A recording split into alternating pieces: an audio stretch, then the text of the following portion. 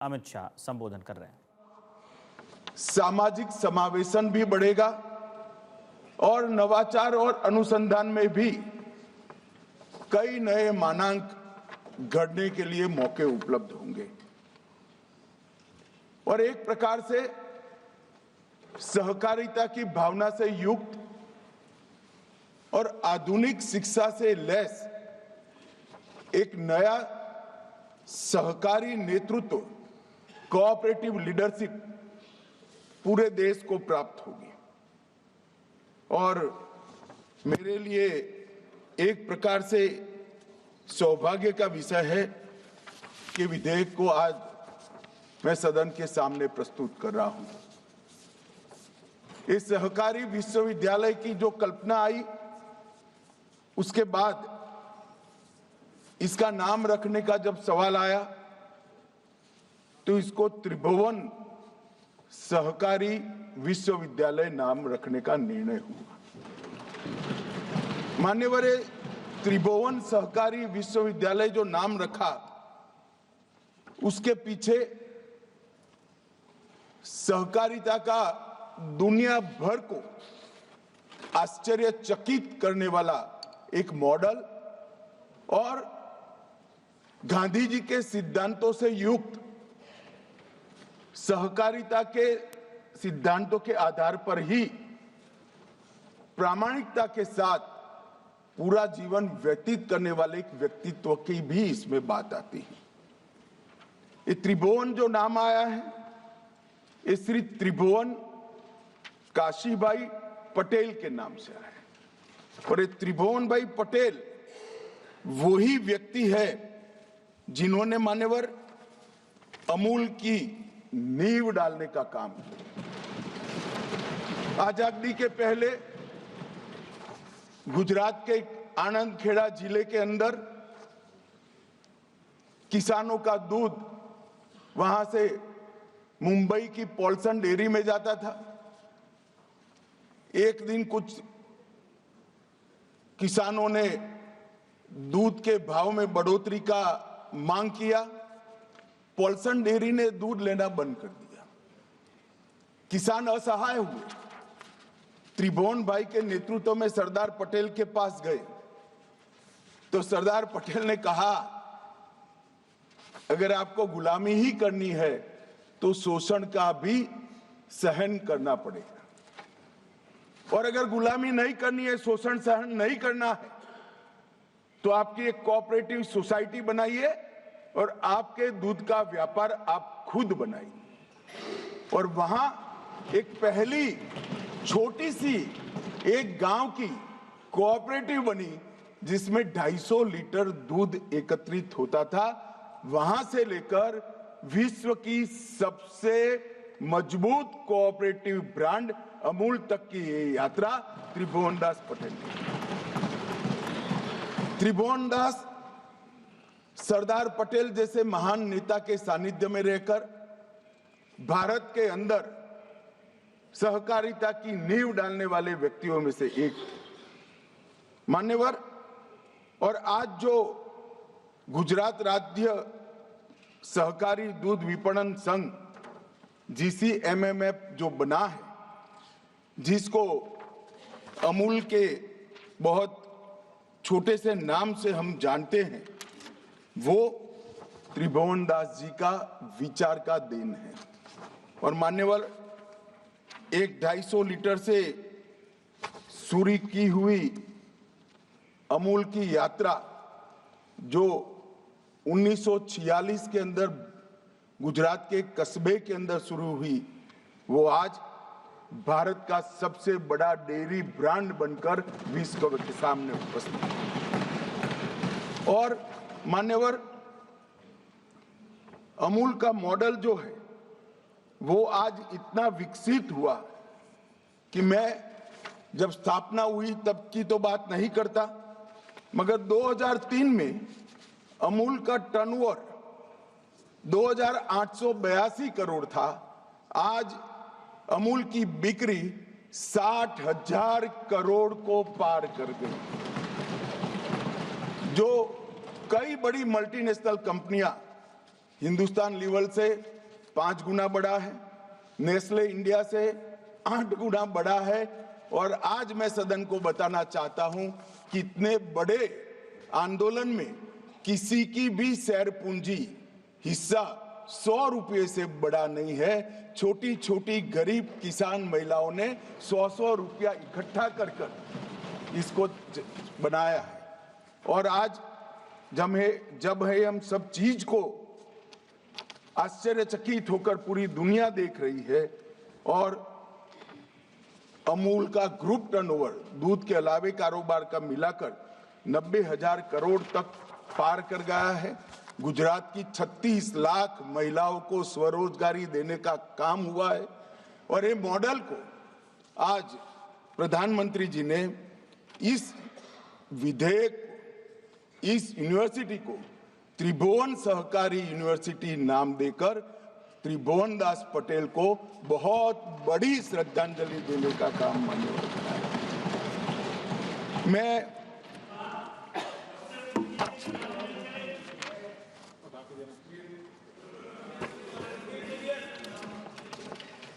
मान्यवर इस बिल की जरूरत क्या है उस पर आने से पहले थोड़ा बैकग्राउंड बताना चाहता हूं।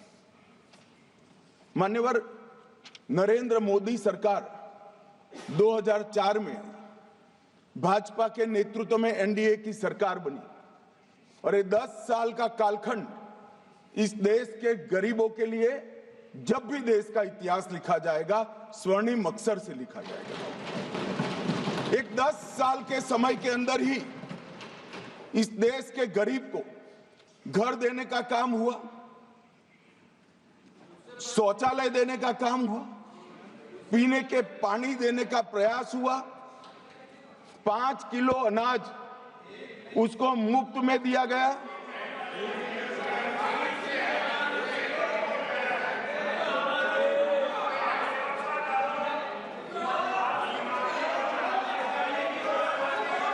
मान्यवर, इनको सुनना है तो मैं जवाब देने के लिए तैयार हूं। तो दीजिए। मान्यवर, इनको घर में गैस देने का काम हुआ, 5 लाख तक का आयु दवाइयों का पूरा खर्च माफ कर दिया गया और मान्यवर उनके घर में बिजली भी पहुंचाई। अब आप लोग कह रहे 10 ही साल में हुआ। मैं आपको बताना चाहता हूं, नरेंद्र मोदी जी आने के पहले 75 साल में 12 करोड़ गैस के सिलेंडर, गरीबों के नहीं, अर्बन एरिया के गरीबों के बहुत छोटी सी संख्या थी और नरेंद्र मोदी जी ने 10 साल में 12 करोड़ बांटे। शौचालय की संख्या भी आपके 75 साल से कई गुना ज्यादा है। घर बनाने की संख्या भी आपके 75 साल से कई गुना ज्यादा है और मान्यवर उसकी दवाई का कोई व्यवस्था नहीं था। आज देश के हर गरीब को, दिल्ली में भी कमल खिल गया, दिल्ली बाकी था वहां पर भी आयुष्मान भारत आ गया। मान्यवर, आज देश के हर गरीब को 5 लाख तक का खर्चे का चिंता नहीं करना। सिर्फ बंगाल बचा है दादा, ये चुनाव के बाद वहां पर भी कमल खिलेगा और वहां पर भी आयुष्मान भारत आ जाएगा। मान्यवर, मैं नहीं बोल रहा था ये बुलवाए, मैं तो सीधा विषय पर जा रहा। मान्यवर, 10 वर्ष में 25 करोड़ लोग गरीबी रेखा के बाहर आए। एक प्रकार से इसको घर मिल गया, घर में बिजली मिल गई, घर में पानी मिल गया, घर में शौचालय मिल गया, घर के ऊपर सोलर पैनल लगने लगा, इसको 5 लाख तक का बीमा मिल गया, 5 किलो अनाज मुफ्त मिल गया। अब गरीब को ये सब मिल तो गया, मगर इसके सामने एक बहुत बड़ी समस्या आ गई। समस्या ये आई मान्यवर कि पहले इसका पूरा जीवन पीढ़ियों तक 365 दिन जिन चीजों के लिए जाता था वो सारी चीजें मोदी जी ने 10 साल में समाप्त कर दी। अब वो क्या करे, उसके लिए तो कोई काम ही नहीं बचा। अब वो गरीब को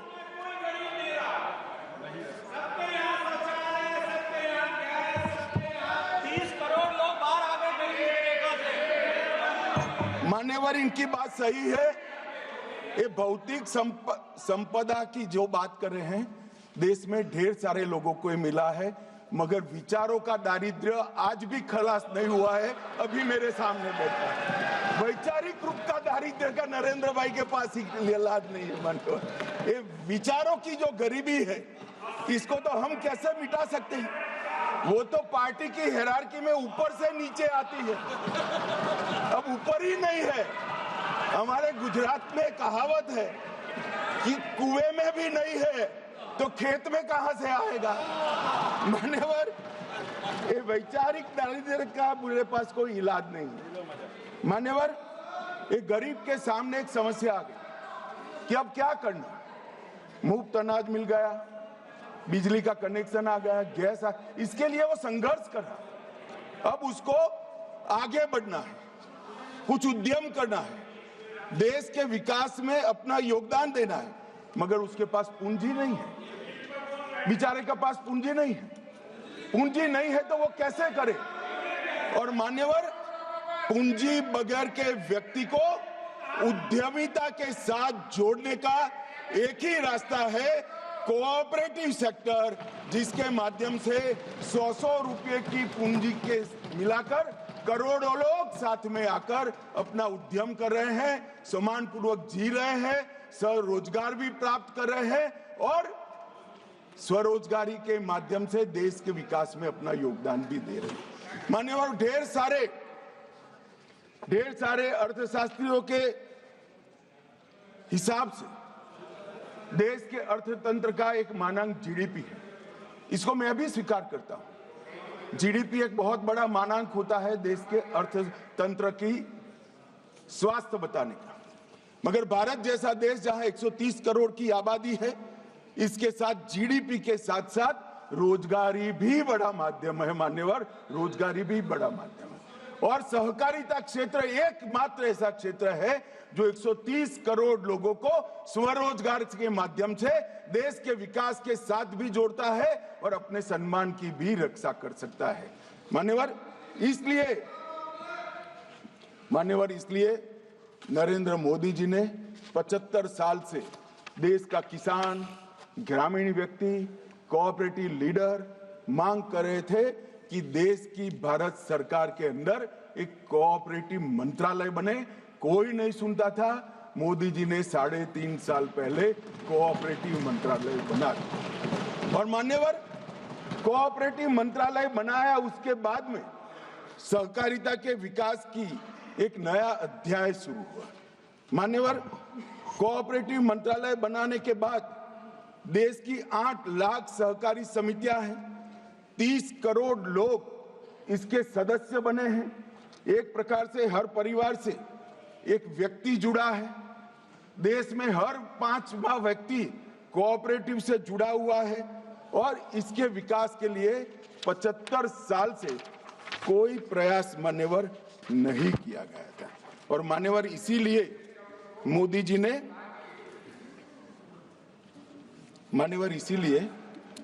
जी ने कोऑपरेटिव मंत्रालय की स्थापना की। और इसके बाद क्या हुआ? मान्यवर, 3.5 साल के अंदर कोऑपरेटिव मंत्रालय ने ढेर सारा काम किया है। 75 साल से देश के सहकारिता आंदोलन चलते पूरे देश भर में एक प्रकार से सिमेट्रिक आंदोलन नहीं रहा। विसंगतियां हुई। पश्चिम में अच्छा चल रहा था, दक्षिण में अच्छा चल रहा था, मध्य में मध्यम प्रकार का था, उत्तर में निर्बल हो गया, पूर्व में थोड़ा निर्बल हो गया। देश भर में असमान सहकारिता का आंदोलन चल रहा था और इसका विकास करना है तो सबसे पहले गैप्स ढूंढने पड़ेंगे। गैप्स कैसे ढूंढेंगे? कोई डेटाबेस ही नहीं था, क्योंकि सहकारिता राज्य का विषय है, तो गैप्स कैसे ढूंढेंगे? हमने सबसे पहला काम किया, सभी राज्य सरकारों को साथ में रखकर सहकारिता का डेटाबेस तैयार किया और मान्यवर, 2.5 साल में सहकारिता का पूरा डेटाबेस बन चुका है। मान्यवर, आज हमारे डेटाबेस की साइट पर कोई चला जाए और बिहार के नक्शे पर उंगली रखे तो बिहार में टोटल कितनी कोऑपरेटिव है, डेयरी कोऑपरेटिव कितना है, पैक्स कितना है, मार्केटिंग की कितनी है, मत्स्य कितनी, हाउसिंग की, ये सारी चीजें मिलेगी। फिर बिहार के दरभंगा जिले में जाएगा, वहां उंगली रखेगा तो वहां का मिल जाएगा। फिर एक गांव का जाएगा तो गांव का भी मिलेगा। तो चिन्हित होगा कि गैप कहां है। और फिर तय हुआ कि 2 लाख नए प्राथमिक कोऑपरेटिव सोसाइटी पैक्स बनाए जाएंगे। इसके बाद देश में एक भी पंचायत ऐसी नहीं होगी जहां पैक्स नहीं हो। और इस बात का भी अध्ययन किया गया कि पैक्स पहले भी बने थे, बंद क्यों हो गए? तो पैक्स इसलिए बंद हुए मान्यवर कि इनकी आर्थिक सुधारों के साथ साथ इनकी गतिविधियों पर कई प्रकार की कटौती आ गई। पहले पैक्स डिपॉजिट लेते थे, अब डिपॉजिट लेने में मनाही आ गई। पैक्स अपना ऋण खुद लेते थे, खुद ऋण देते थे तो ब्याज का दर वो तय करते थे। अब रिजर्व बैंक नाबार्ड ने ब्याज का दर तय कर दिया। अब उनके पास जो पूंजी आती है इसके 1.5% में ही किसान को देना पड़ता है। तो पैक्स कभी मुनाफा नहीं कर सकता। इसलिए हमने पैक्स के साथ इसके बायलॉज बदलने का निर्णय किया। और मैं देश भर की सभी दल की सरकारों का इस सदन में से फ्लोर पर खड़ा रहकर बहुत बहुत धन्यवाद करना चाहता हूं, क्योंकि पैक्स के बायलॉज भारत सरकार नहीं बदल सकती। पैक्स के बायलॉज राज्य सरकारें ही बदल सकती है। मैंने सभी राज्यों के मुख्यमंत्रियों से बात किया, मॉडल पैक्स के बायलॉज भेजे और मुझे आनंद है कि कश्मीर से कन्याकुमारी और नॉर्थ ईस्ट से लेकर द्वारका तक पूरे देश ने बायलॉज एक्सेप्ट किए और सभी बायलॉज बदल। मानवर बायलॉज बदलकर हमने क्या किया?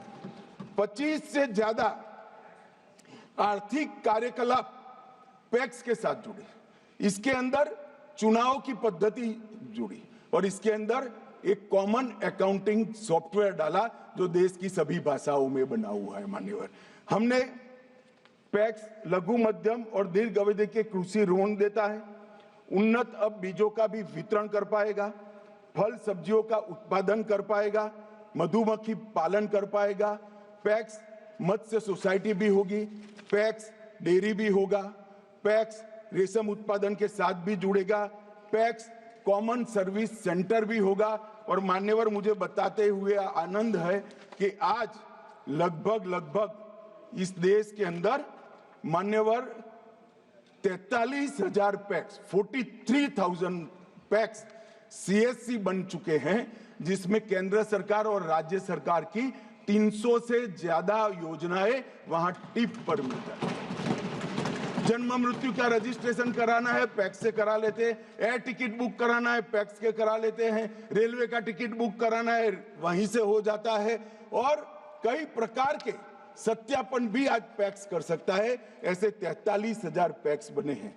इसके साथ साथ प्रधानमंत्री किसान समृद्धि केंद्र हमने पैक्स बनाए। 36,000 पैक्स पीएमकेएसके के रूप में आज काम कर रहे हैं। प्रधानमंत्री जन औषधि केंद्र बनाने का भी हमने उसको मौका दिया और आज 4,000 से ज्यादा सोसाइटियां जन औषधि केंद्र बन चुकी हैं। पेट्रोल और डीजल आउटलेट के लिए करा, 400 पैक्स अपना पेट्रोल पंप बना चुके हैं। एलपीजी डिस्ट्रीब्यूशन के लिए कहा, कई सारे पैक्सों ने आवेदन कर दिए हैं। और मान्यवर, अब तक भंडारण का काम करीब स्टोरेज का काम, अनाज के स्टोरेज का काम प्राइवेट हाथों में चला गया था। हमने विश्व की सबसे बड़ी भंडारण योजना नरेंद्र मोदी जी ने और 576 पैक्स अब तक गोडाउन बनाने का काम चालू कर चुके हैं। 11 पैक्स का गोडाउन समाप्त हो चुका है और पैक्स के माध्यम से ही खरीदा हुआ धान और गेहूं वहीं स्टोरेज होता है और वहीं से हर व्यक्ति को 5 किलो अनाज पहुंचाया जाता है। मान्यवर, और हमने ये सब बिजनेस करने के लिए, ये सब काम करने के लिए कंप्यूटराइज एक सॉफ्टवेयर दिया। भारत सरकार ने 2516 करोड़ रुपया परिव्यय कर देश की 67,000 पैक्स को कंप्यूटर भी दिया, सॉफ्टवेयर भी दिया और खर्चा कर लेगेसी डेटा का स्टोरेज भी कराया।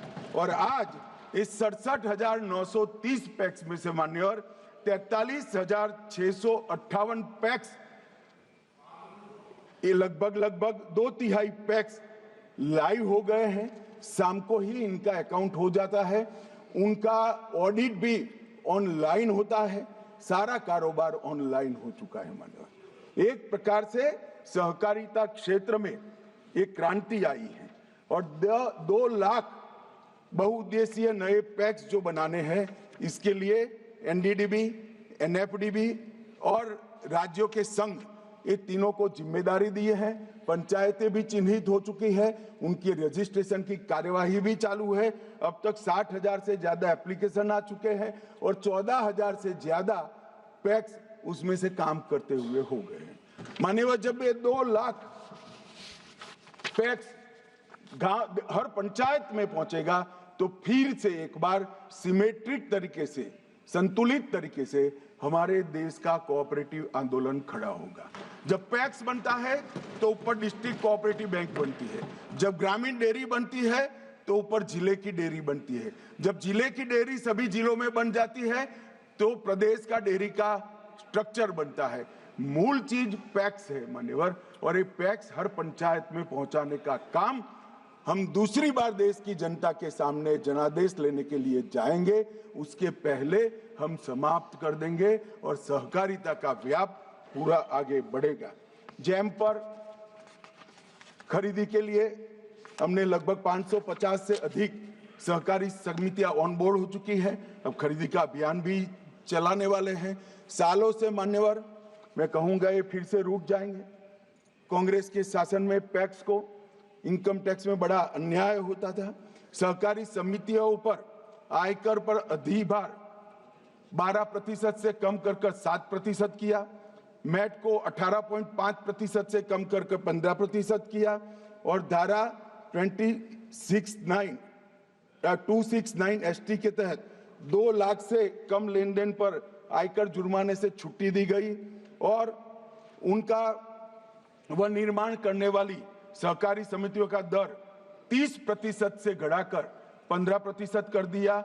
पैक्स और बाकी लोगों के लिए 2 लाख से बढ़ाकर नकदी जमा करने का काम 20,000 से बढ़ाकर 2 लाख कर दिया गया और टीडीएस से मुक्ति की सीमा 1 करोड़ से बढ़ाकर 3 करोड़ कर दी और 3 नए सहकारी समिति राष्ट्रीय स्तर की बनाने का हमने काम किया, जो बैकवर्ड और फॉरवर्ड लिंकेज का काम करेगी।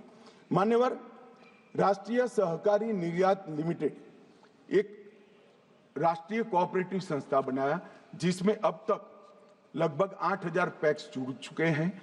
इनके माध्यम से हमारा किसानों का, देश के किसानों का उत्पाद विदेश में एक्सपोर्ट करने का काम चल रहा है और अब तक 12 लाख टन सामग्री हम NCEL के माध्यम से दुनिया भर के बाजारों में भेजकर इसका मुनाफा सीधा किसान के पास हमने पहुंचा है।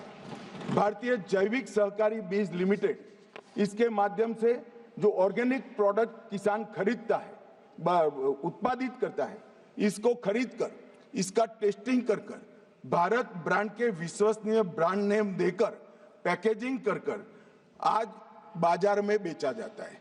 इसके कारण ऑर्गेनिक प्रोडक्ट जिनको चाहिए उन लोगों को अच्छे दाम देने के लिए तैयार है, उनको विश्वसनीय ऑर्गेनिक चीजें चाहिए। तो ये टेस्टेड लेबोरेटरी में, दुनिया की सबसे आधुनिक लेबोरेटरी में टेस्टिंग की हुई चीजें अमूल और भारत ब्रांड के साथ जाती है और 19,000 पैक्स के किसान अपने ऑर्गेनिक प्रोडक्ट को BBSSL के माध्यम से आज ऑर्गेनिक मार्केट के अंदर देश और विदेश के बेचते हैं। इसकी टेस्टिंग की कंप्लीट व्यवस्था हुई है और टेस्टेड मटेरियल एक भारत ब्रांड के साथ जाता है और ढेर सारे ब्रांड, ढेर सारी प्रोडक्ट हमने की, मैं आगे बताता हूं आपको प्रोडक्ट का लिस्ट। और इसके साथ भारतीय जैविक सहकारी बीज लिमिटेड किया है।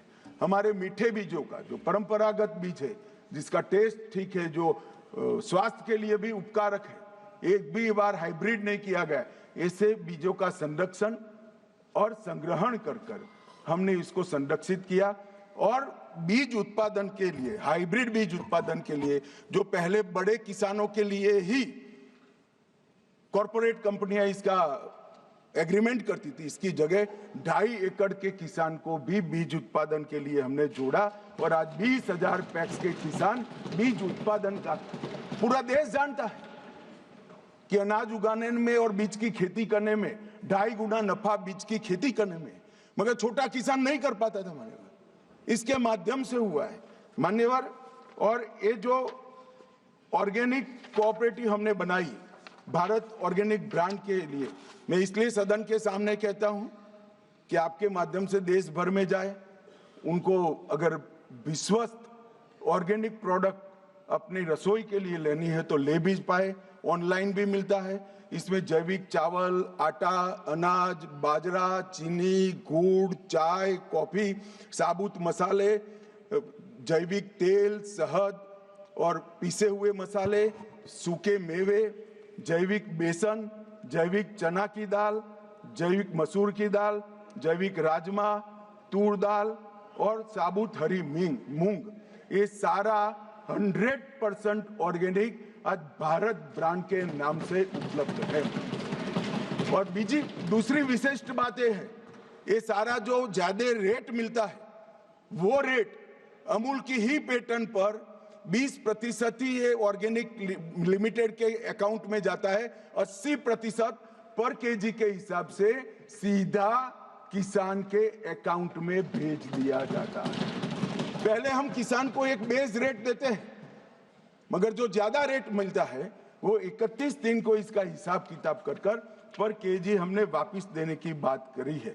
और मान्यवर, एनसीडीसी सालों से बनी थी, सहकारिता मंत्रालय मोदी जी ने बनाया, क्या परिवर्तन हुआ सब जानते हैं। एनसीडीसी सहकारी संस्थाओं को ऋण देने की बात है, मगर पहले कोई ऋण लेने के लिए आए ऐसा सहकारी आंदोलन ही नहीं था।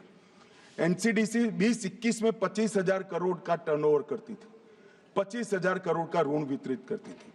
23-24 में 21 में स्थापना हुई, 23-24 में 25,000 से 60 करोड़ हुआ और 24-25 में अब तक 1,28,000 करोड़ रुपए का मान्यवर। 25,000 से 1,28,000 इतना सारा ऋण कोऑपरेटिव सोसाइटीज को देने का काम एनसीडीसी ने किया है। और ये सब होकर एनसीडीसी का शुद्ध मुनाफा भी बढ़ा है।